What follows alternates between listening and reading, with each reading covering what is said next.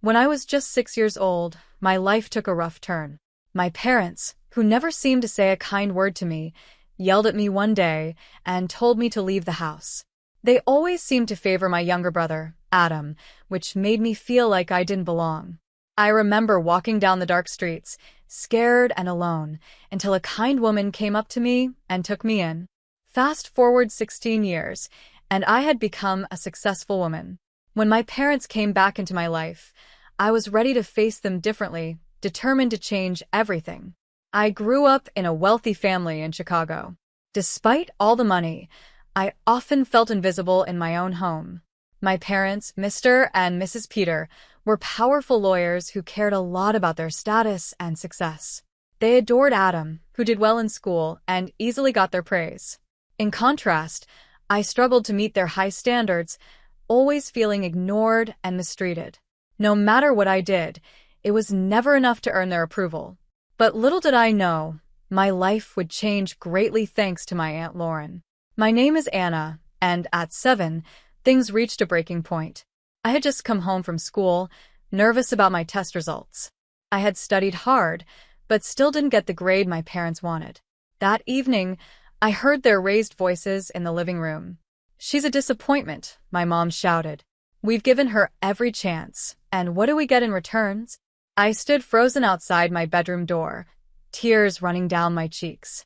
I wanted to scream, "Why can't you see I'm trying?" but the words wouldn't come out. Later that night, after dinner, they confronted me. "Anna, we can't keep doing this," my dad said coldly. "You need to shape up, or you'll have to find somewhere else to live." At first, I thought it was a joke, but when I saw his serious face, my heart sank. "Where will I go?" I whispered, scared. "Figure it out," he replied harshly. That was the final straw. My heart pounded as I packed a small bag, knowing my life was about to change forever. I had nowhere to go. I left the house and wandered the streets of Jacksonville, feeling lost and scared. The city lights were so bright, and the sounds of people laughing and talking around me made me feel even more alone. I felt like I didn't belong in a place that should have felt like home. As the hours passed, I started to lose hope. Just when I thought things couldn't get worse, I saw a familiar face. It was my Aunt Lauren looking worried. "Anna, what are you doing here?" she asked. I didn't know where else to go," I said, my voice shaking. Without a second thought, she hugged me. "Come with me," she said softly. "You're safe now." Lauren was 42 and managed a restaurant. She had always been there for me, the only one who truly believed in me. I followed her to her small apartment, feeling a tiny bit of hope return. As we settled in, she made me a warm bowl of soup. "I was so worried about you," she said gently. "You can stay here as long as you need." Living with Lauren changed my life. She filled the emptiness my parents left behind. "You're smart, Anna. You can do anything you set your mind to," she'd say. With her support, I started doing better in school, working harder than ever to show I could succeed. Meanwhile, Adam was struggling with our parents' high expectations. I could see the stress was wearing him down. One evening, I found him sitting in our old neighborhood, playing his guitar. "Hey, are you okay?" I asked, sitting beside him. "Just thinking," he said, his face serious. "Mom and Dad want me to follow their path, but I want to do music. It's like they don't care about what I want." "I understand," I said, feeling our shared pain. "You have to follow your passion. They'll be so mad," he sighed, looking at his guitar. "Maybe it's time to stand up for yourself," I suggested, hoping to give him a little courage. "You deserve to be happy." As the weeks went by, I thrived under Lauren's care, but the gap between Adam and our parents grew wider. When they found out he had enrolled in a performing arts school, the argument that followed was unforgettable. One evening, the tension finally reached a breaking point. I came home from school to find our parents arguing with Adam. "You're throwing your life away," Dad yelled, his face red with anger. "No, Dad." "I'm doing what I love," Adam said, his voice rising. "This isn't how we raised you. You're wasting your potential," Mom added, her tone sharp and cold. My heart pounded as I stepped into the living room. "This isn't fair. Adam has the right to choose his own path," I shouted, feeling adrenaline rush through me. "Stay out of this, Anna," my dad snapped. "You've already done enough damage." In that moment, I realized how deep the divide between us had grown. I watched Adam stand his ground, but it was clear our parents' control was crushing him. This fight wasn't just a turning point for Adam. It changed something in me too. As I settled into life with Lauren, I felt hope again. She was my rock, always cheering me on and reminding me of my worth. Her small apartment was warm and full of laughter, with the comforting smell of home-cooked meals. It was so different from the cold, demanding home I had left behind. "Anna, you're going to be a doctor one day. I just know it," Lauren would say while helping me with my homework. "You have the heart for it."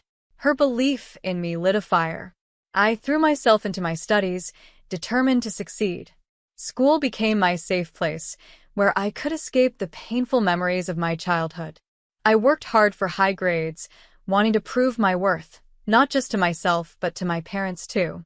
As I thrived in school, I often thought about Adam. He was still living with our parents, and I worried about him. One day, I called him. "Hey, how's everything?" I asked, trying to sound cheerful. "It's the same. Mom and Dad just don't understand," he replied, his voice full of frustration. "They think I'll change my mind and go to law school like them." "You won't, though," I said firmly. "You're too talented for that. You need to follow your passion." "I know, but it's hard with them always pushing me," Adam admitted. "I wish I could just get away like you did." "Maybe you can," I suggested, feeling a burst of hope. "You could come stay with me and Lauren for a while. It might help you figure things out." "Yeah, maybe," he said, though I could hear the doubt in his voice. As the months went by, my hard work toward becoming a doctor started to pay off. I graduated high school with honors and got a scholarship to a top university. When I opened my acceptance letter, I couldn't hold back my excitement. I jumped up and down, clutching the letter tightly. "I did it, Lauren. I'm going to be a doctor," I shouted. Lauren hugged me, her eyes filling with happy tears.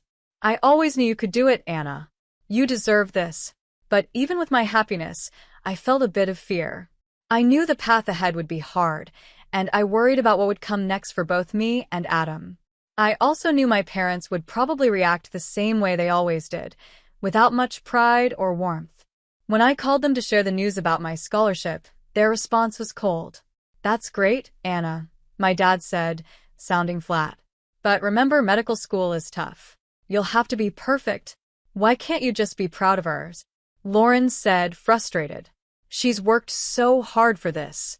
There was silence from my parents. They were still the same, only seeing my achievements as things I had to do, not as things to celebrate. It hurt, but I refused to let their disappointment ruin my happiness. Once I started university, I threw myself into my studies.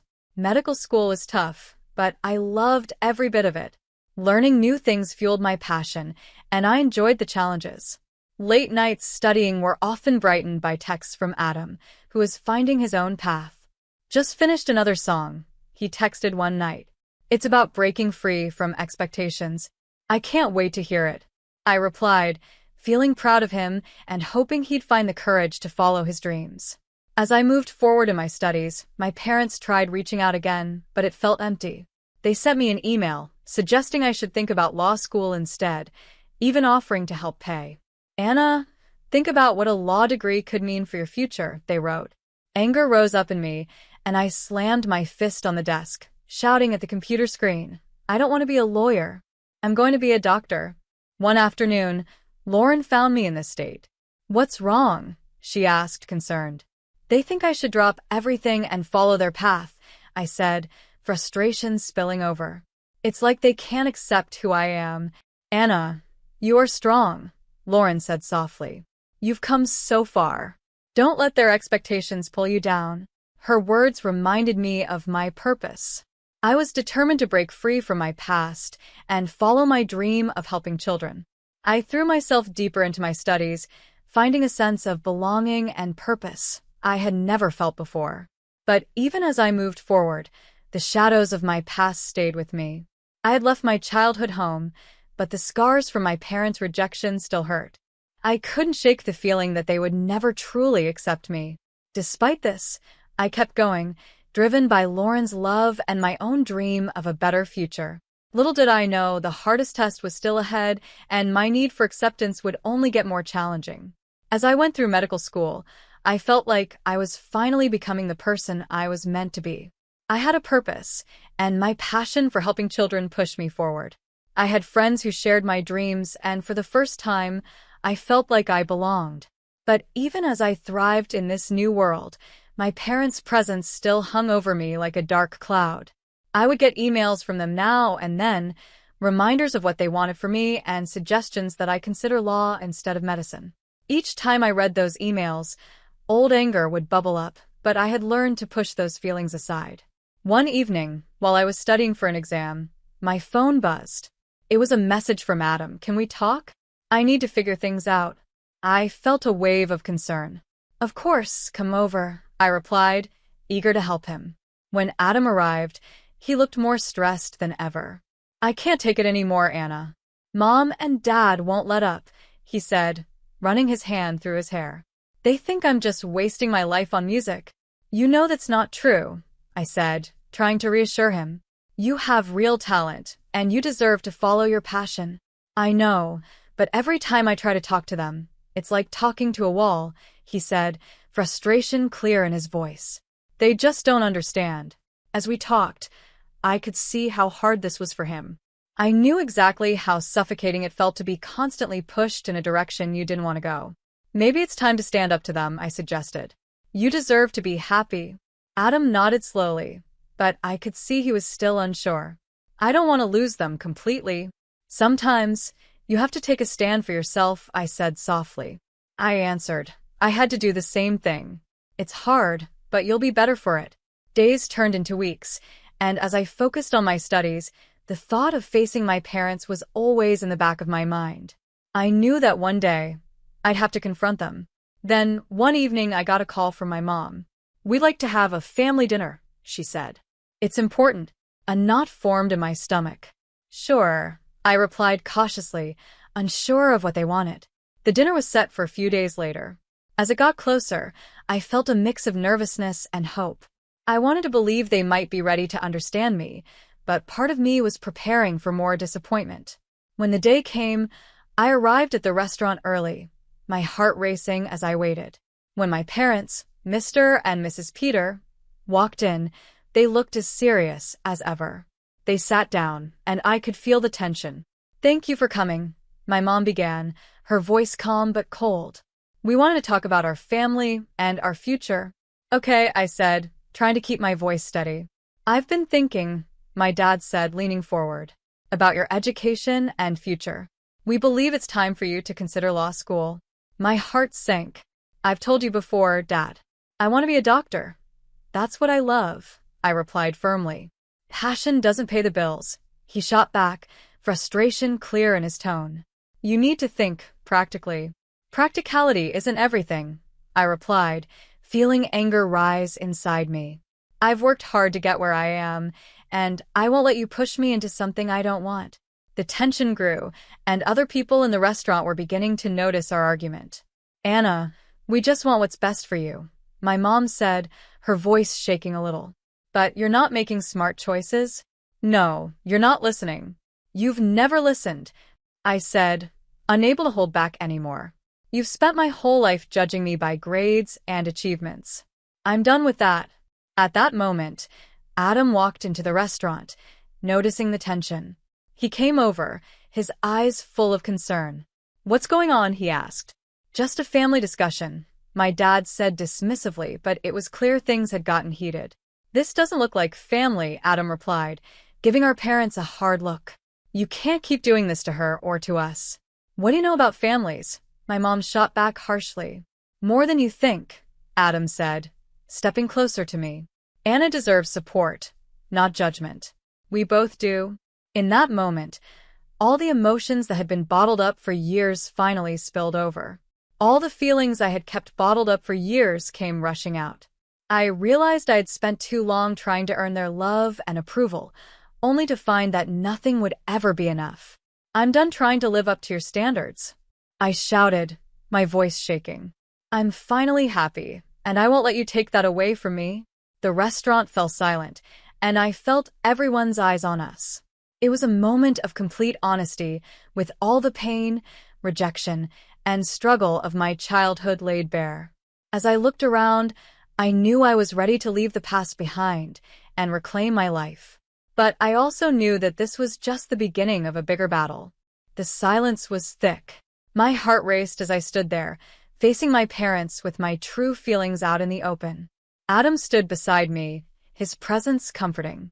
I saw the shock on my parents' faces, but I wasn't going to back down. Anna, this isn't how you should talk to us, my dad finally said, his voice a bit shaky. Why not? I shot back, still angry. I've spent my whole life trying to please you, and it's only made me feel worse. I'm not a disappointment. I'm doing what I love. Adam turned to them, his gaze strong. You need to understand that forcing us into careers we don't want isn't love. It's control.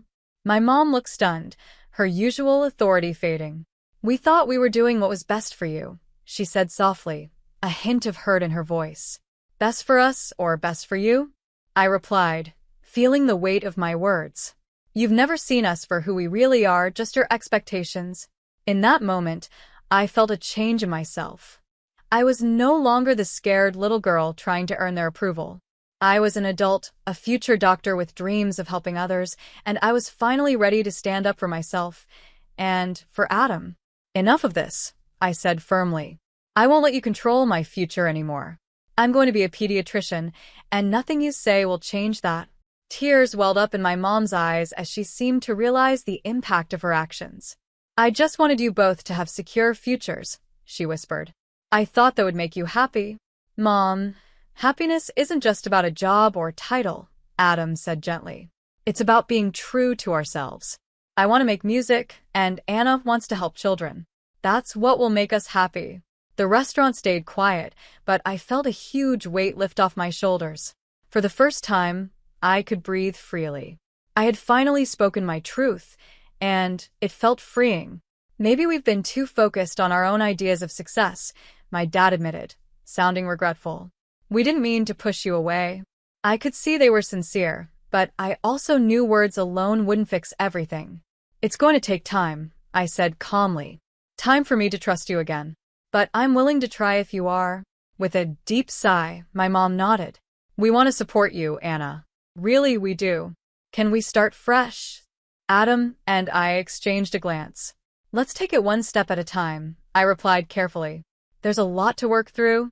As we left the restaurant, I felt lighter. That talk had opened a door, not just for healing, but also for understanding. My parents were finally starting to see the importance of unconditional love. In the weeks that followed, we began rebuilding our relationship. It wasn't easy. Old habits are hard to break, but my parents made an effort to show their support. They came to my medical school events, and for the first time, I felt they were truly trying to understand my passion. Meanwhile, Adam kept following his dream in music. He played at local gigs, slowly building his own path. I admired his courage and felt proud of him for standing up for what he believed in. Eventually, Lauren, Adam, and I decided to open a community center for kids. We wanted to create a safe place where children could explore their passions, just like we had fought for ours. At the center's opening, surrounded by happy faces, I felt a deep sense of fulfillment. I had come so far, from a scared girl looking for approval to a woman who embraced her dreams and fought for her family. My journey taught me that love isn't about meeting expectations. It's about supporting each other as we truly are. And that was a lesson worth sharing.